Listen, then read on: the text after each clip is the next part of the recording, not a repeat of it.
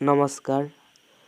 পোনপ্ৰথমে হীৰক জ্যোতি আছাম ইউটিউব চেনেলটিলৈ সকলোকে স্বাগতম জনাইছোঁ। আজি এই ভিডিঅ'টোৰ জৰিয়তে ভাৰতৰ সংবিধানত সন্নিৱিষ্ট সমতাৰ অধিকাৰৰ বিষয়ে পুংখানুপুংখভাৱে আলোচনা কৰিবলৈ ওলাইছোঁ। গতিকে দেৰি নকৰি আহক ভিডিঅ'টো আৰম্ভ কৰোঁ। সমতাৰ অধিকাৰ ভাৰতীয় সংবিধানৰ 14 নং অনুচ্ছেদৰ পৰা 18 নং অনুচ্ছেদলৈকে সমতাৰ অধিকাৰৰ বিষয়ে উল্লেখ কৰা হৈছে।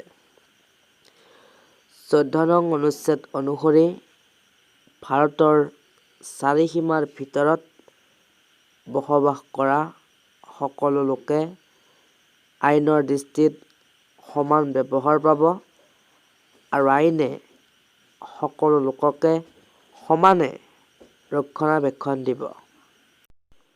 সংবিধানৰ 15 নং অনুচ্ছেদ অনুসৰি জাতি, বৰ্ণ, ধৰ্ম, লিংগ, জন্মস্থান আদিৰ ভিত্তিত ৰাষ্ট্ৰই নাগৰিকৰ মাজত বৈষম্য সৃষ্টি কৰিব নোৱাৰিব।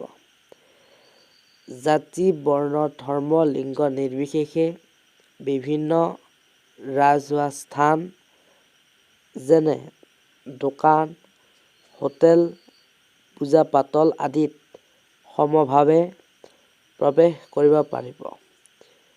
অৱশ্যে চৰকাৰে শিশু তথা মহিলাৰ কাৰণে চৰকাৰে বিশেষ ব্যৱস্থা কৰিব পাৰে।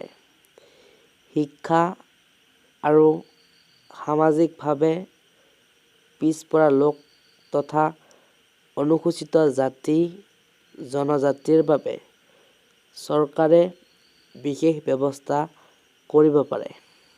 16 নং অনুচ্ছেদ অনুসৰি চৰকাৰৰ অধীনত চাকৰি পদত নিয়োগৰ ক্ষেত্ৰত সকলো নাগৰিককে সমান সুযোগ-সুবিধা দিব লাগিব।